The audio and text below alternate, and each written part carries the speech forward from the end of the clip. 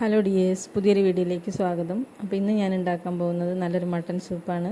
അപ്പോൾ നിങ്ങൾ വീഡിയോ ഇഷ്ടമാവുകയാണെങ്കിൽ ലൈക്ക് ചെയ്യണേ. പിന്നെ ആദ്യമായിട്ട് കാണുന്നതെങ്കിലൊന്ന് സബ്സ്ക്രൈബ് ചെയ്തേക്കുക. അപ്പോൾ നമുക്ക് വീഡിയോയിലേക്ക് പോകാം. അപ്പോൾ വളരെ ഹെൽത്തി ആയിട്ടുള്ളൊരു സൂപ്പാണ് ശരിക്കും മട്ടൺ സൂപ്പ്. അപ്പോൾ നമുക്കത് എങ്ങനെയാണ് ഉണ്ടാക്കുന്നതെന്ന് നോക്കാം.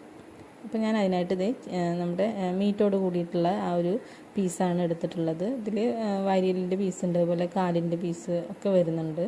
അപ്പോൾ നമുക്ക് സ്പെഷ്യലായിട്ട് ഏതാണ് വേണ്ടതെന്ന് വെച്ചാൽ ആ ഒരു പീസ് അങ്ങനത്തെ ഉള്ള എല്ലാം കഷ്ണം നോക്കിയിട്ട് എടുക്കാം കേട്ടോ.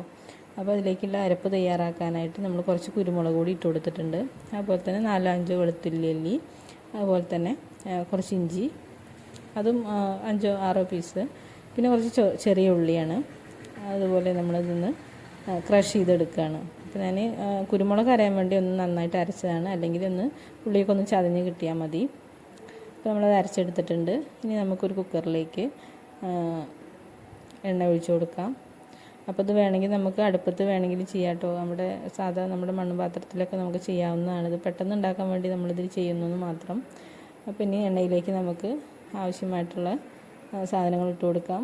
അതിലേക്ക് ഞാൻ ബേ ലീഫ് എടുത്തിട്ടുണ്ട്, പട്ട, അതുപോലെ ഏലക്ക, ഗ്രാമ്പു, ചെറിയ ജീരകം, അതുപോലെ തന്നെ പെരുംജീരകം, എല്ലാം കുറേശ്ശെയാണ് എടുത്തിട്ടുള്ളത്. ഈ ഒരു ക്വാണ്ടിറ്റിയിലാണ് എടുത്തിട്ടുള്ളത്. ഇനി നമുക്കതൊന്ന് എണ്ണയിലൊന്ന് മൂപ്പിച്ചെടുക്കാം.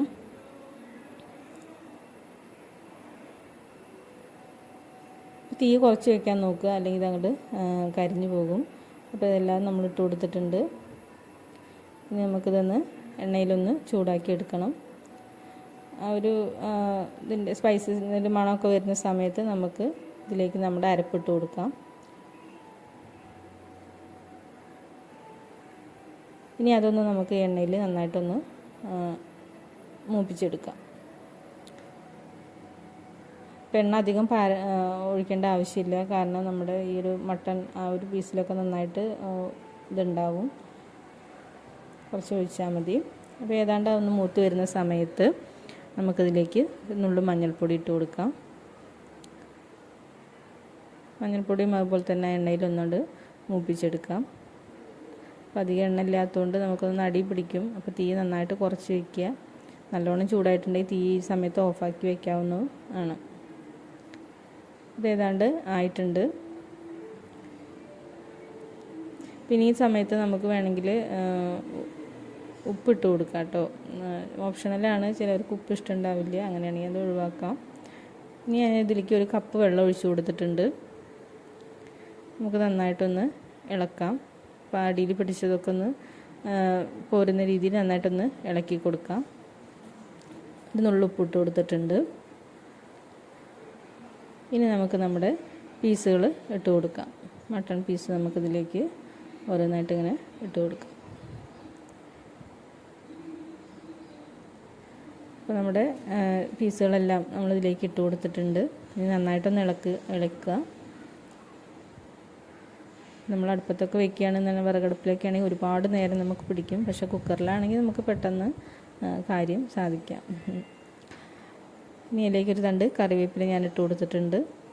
ഇനി നമുക്കത് അടച്ച് വയ്ക്കാം.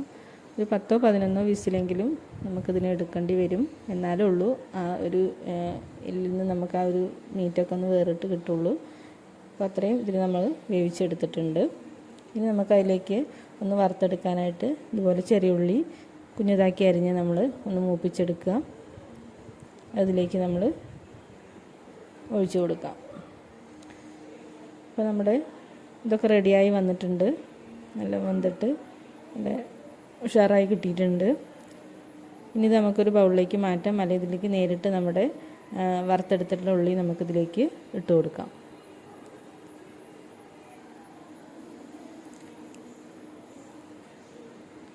ഞാനത് മുഴുവനായിട്ടും എനിക്ക് ഇട്ട് കൊടുത്തിട്ടുണ്ട്. അപ്പോൾ ഇത്രയാകുമ്പോഴേക്കും നമ്മുടെ മട്ടൺ സൂപ്പ് റെഡി ആയിട്ടുണ്ട്.